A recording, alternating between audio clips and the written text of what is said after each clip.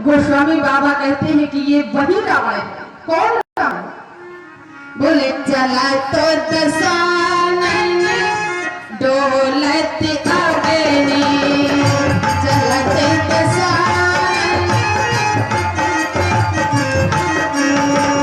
चलत दसानन डोलत अग्नि।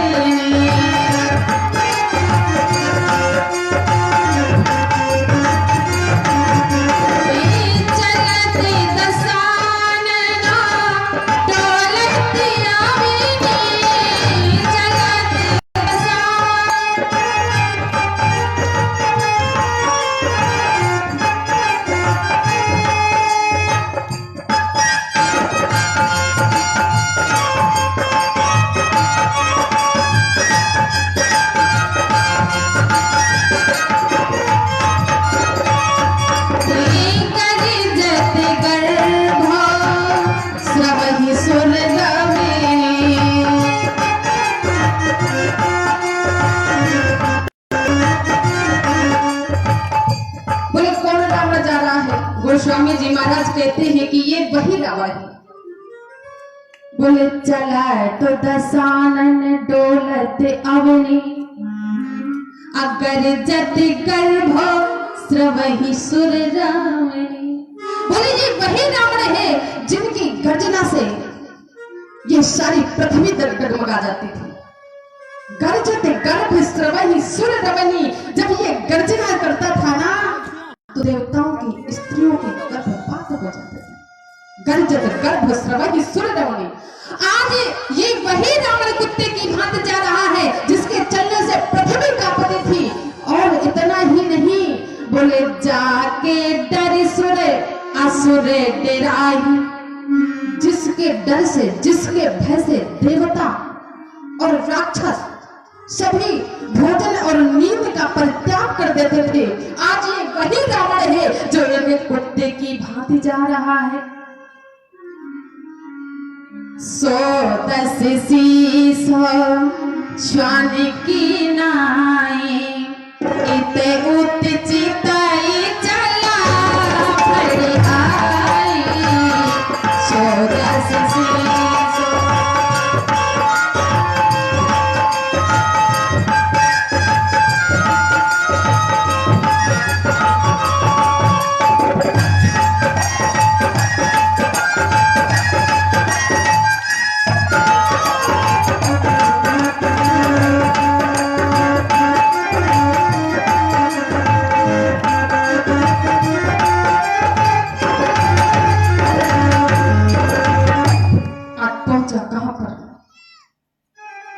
पंचवटी की कुटिया के बाहर खड़ा है। आवाज लगाई, भिक्षाम देही, भिक्षाम देही। मैया सीता जी ने देखा कोई साधु खड़ा है, कोई बाबा खड़ा है, और मेरा धर्म बनता है, मेरा कर्तव्य बनता है कि इनकी झोली में कुछ डाल दूं। मैया गई अंदर, एक थाली में कंदमूल फल लेकर के आई। और जैसे ही मैया बाहर आई,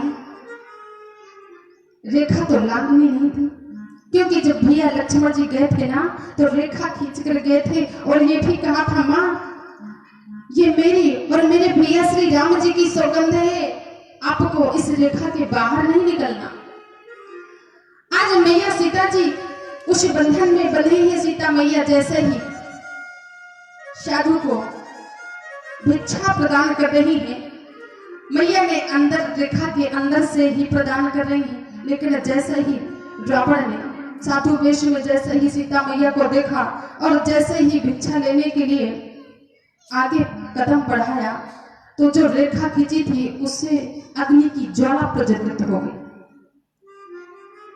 रावण ने जैसे ही देखा, रावण घबराया, तुरंत पीछे को पैर किया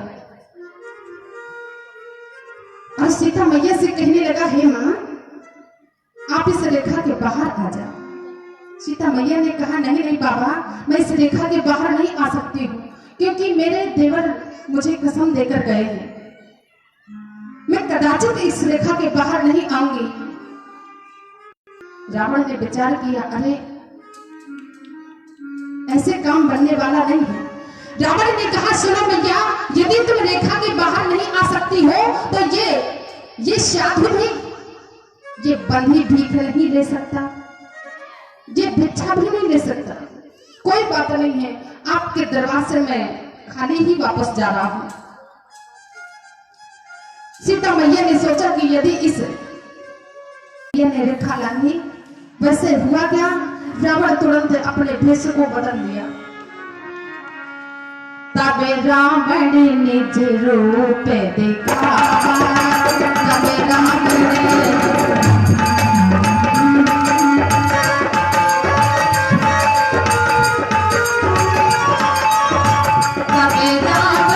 निज रूप दिखावा,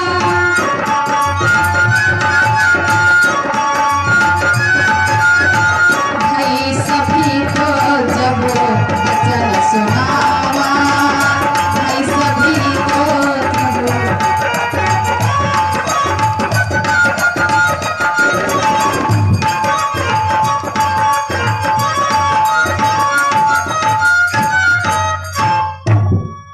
जैसे ही रावण ने देखा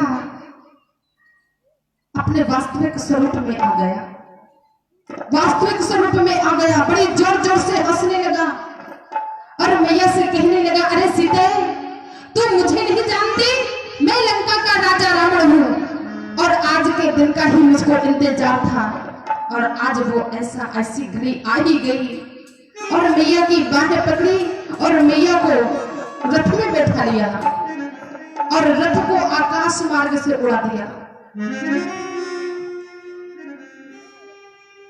जैसे ही मैया सीता जी ने रावण का नाम सुना,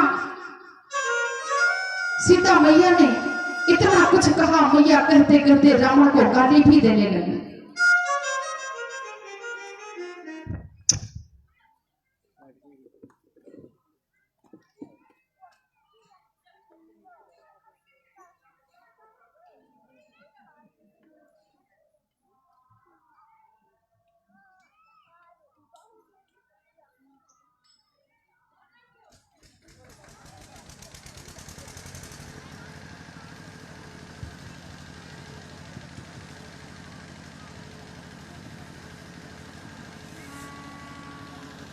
बोलिए राघवेंद्र सरकार की। मैया गाली देने लगी, अरे दुष्ट पापी, यदि तू अपने आप को वीर समझता है ना तो मेरे राघव के सामने तुझे आना चाहिए था, और यदि इतना ही वीर है तो मेरे जरा राघव को आ जाने दो। कही सीता धर धीरज गाढ़ा, आई गयौ प्रभु रघुखल ठाढ़ा। मैया ने कहा, अरे दुष्ट, तूने स्वरूप बदलकर मेरे साथ में छल किया है, इसका परिणाम तुझे एक दिन अवश्य मिलेगा। लेकिन उस पर कोई प्रभाव नहीं पड़ा। मैया की बाहें पकड़ करके अपने रथ को आकाश मार्ग से उड़ा दिया,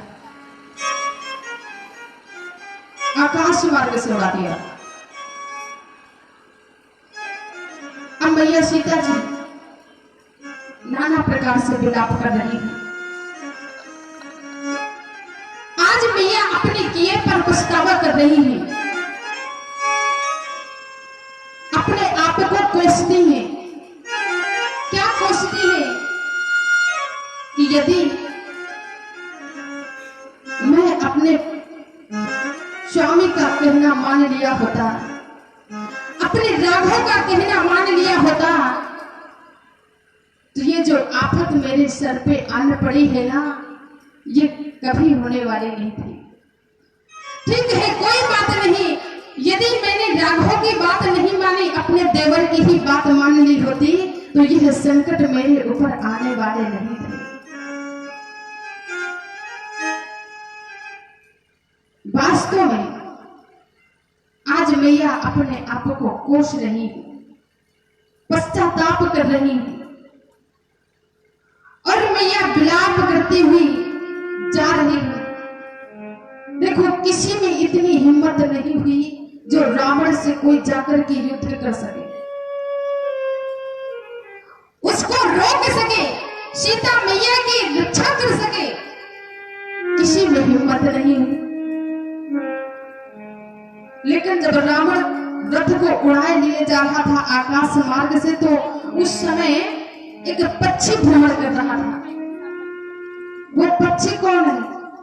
भक्त गिद्धराज जटायु। कौन है? बोले जाति का एक पक्षी है। लेकिन जैसे ही जटायु ने देखा, अरे जटायु ने देखा सीता मैया विलाप कर रही थी, जटायु आवाज को पहचान गया, आवाज को पहचान गया। तुरंत विचार किया, अरे अरे ये तो मेरे रघुवंश की ही जानी मानी सी आवाज लग रही है, ये कोई रघुवंश की ही स्त्री है। तो अपने मन से ही पूछा, अब मैं क्या कर सकता हूं, मैं क्या करूं? विचार किया कि अब इससे बढ़कर यही समय है, तू अपनी बिगड़ी को संभाल ले। अब तो मेरा परम कर्तव्य बनता है, मेरा धर्म बनता है कि मैं इनके प्राणों की रक्षा करूं। भक्त गिद्धराज जटायु दूसरा धावा मारा और धावा मारते हुए नीचे की ओर आए। जटायु जी ने पहचान लिया कि ये कोई रघुवंश की ही स्त्री है। आवाज को सुना तो आवाज से पहचान लिया। जटायु ने मही से आवाज लगा दी, मही से आवाज लगा दी। क्या कहा? सीते पुत्री करस जन त्रासा,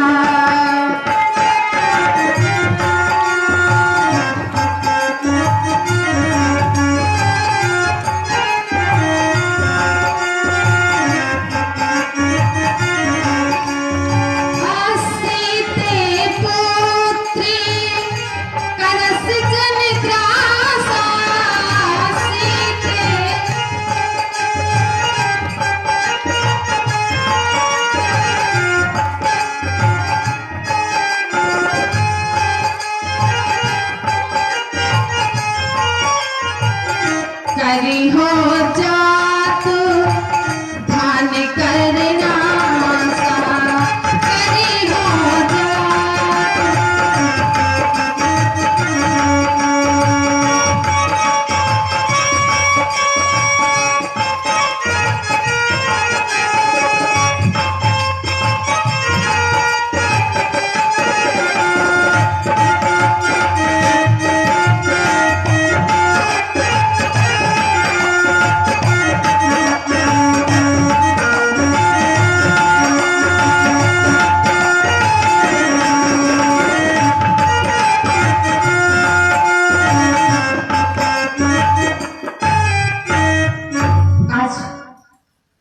गिद्धराज जटायु, देखो यदि कोई हमारे गांव की बहन बेटी है कहीं संकट में हो, आप लोग यदि उनकी रक्षा करना चाहते होंगे तो पहले बच्चे को ही धीरज बंधाया जाता है। भक्त गिद्धराज जटायु वहां से आवाज लगाता है, हे पुत्री सीते, तुम चिंता मत करना, एक भी चिंता न करना, तेरे प्राणों की रक्षा मैं करूंगा। अभी ये तेरा बूढ़ा बाप जिंदा है। पुत्री शब्द का संबोधन किया, हे पुत्री तू चिंता मत करना। किसी ने कहा ये जटायु जटायु ये तो एक पक्षी, और मैं ये सीता जी को पुत्री शब्द कह रहा, पुत्री शब्द से संबोधन कर रहा है। आखिर ये पुत्री क्यों कहा? कौन सा रिश्ता है इसका, कौन सा नाता है इसका? देखो एक निवेदन करें, परमात्मा से हम जैसा नाता जोड़ना चाहें, जगह का रिश्ता बनाना चाहें, वही रिश्ता भगवान से बन जाता है। लेकिन रिश्ता बनाना चाहिए, क्यों? क्योंकि नाता एक राम जी से तुझे नाता तोड़ दे, नाता एक राम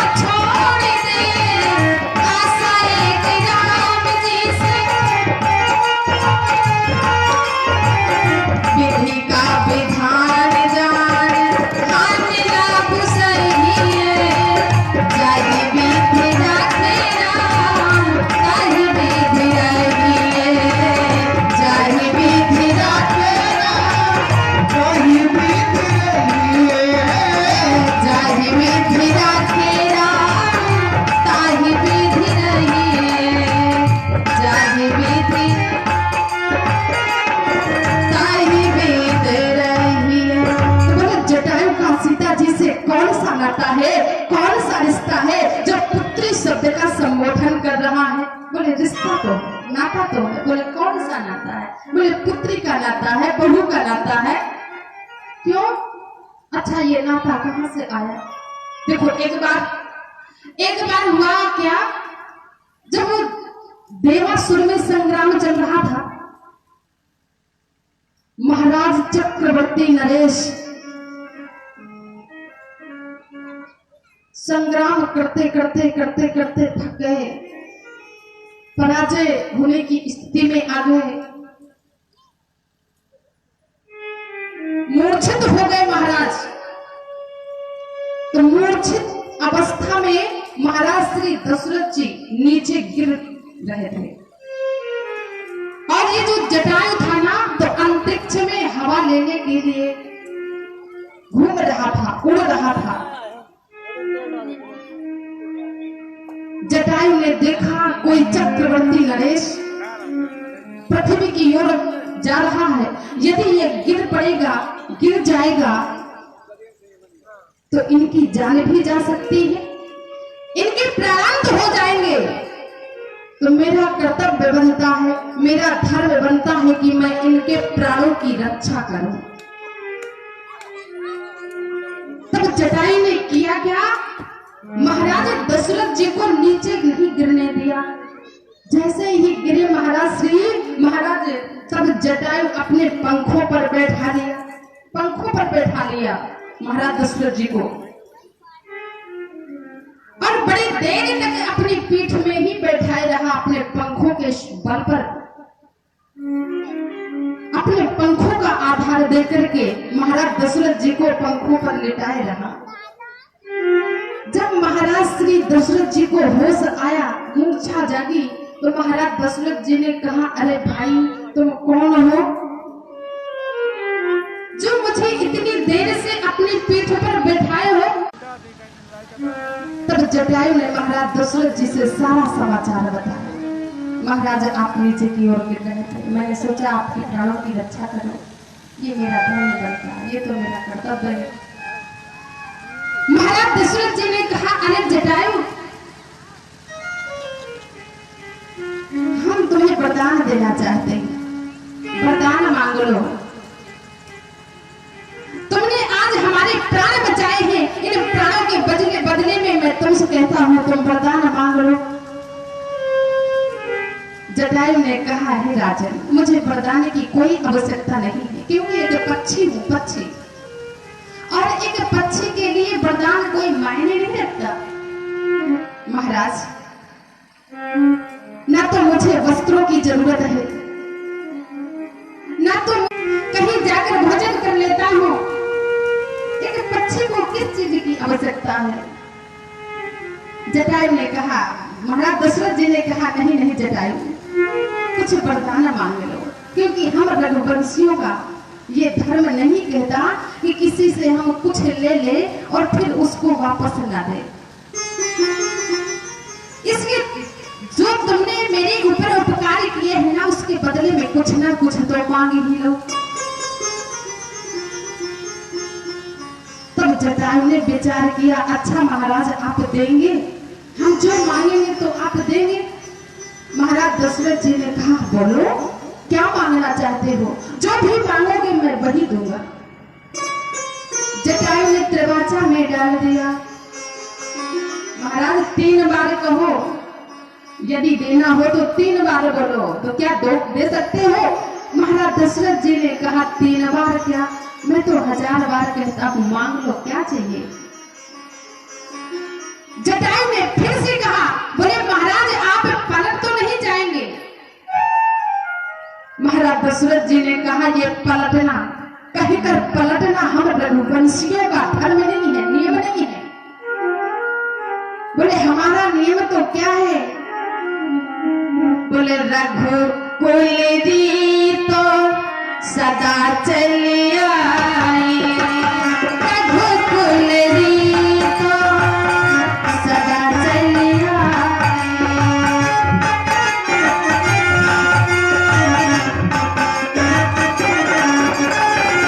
रघुकुल दी तो सदा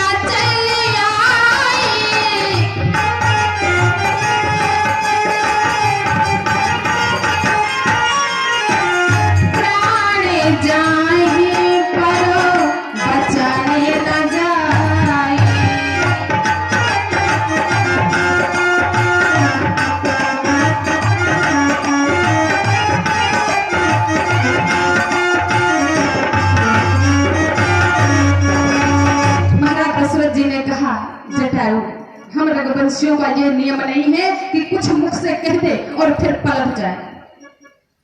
मांगो क्या चाहिए। जब सब प्रकार से जटायु ने महाराज श्री को बंधन में बांध लिया, तब अब वरदान मांगता है, हे महाराज,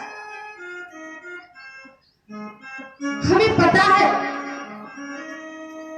आपके घर में 4 पुत्रों का अवतार होगा, आपके 4 बेटे होंगे, 4 बेटे।